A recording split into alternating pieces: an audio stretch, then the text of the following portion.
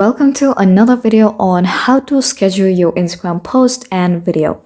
I'm Ayakin from Create, Login and Delete, and let's get started. So first, open up your Instagram application and log into your account if you haven't logged in yet.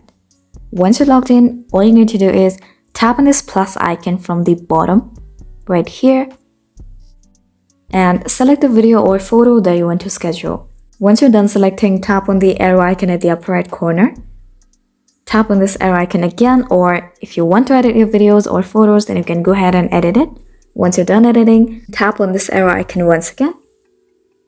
Now, once you've come up to this page, tap on Advanced Settings and simply toggle on Schedule this post option right here.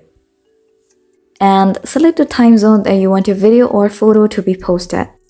Once you're sure about your timing, once you're done with the schedule, simply tap on Done option. Now on May 31st, 12:50 a.m., your post will be posted that has been scheduled. So that's it. So I really hope you found this video helpful, and if you did, please like, share, and subscribe to us for more great content. Thanks for watching.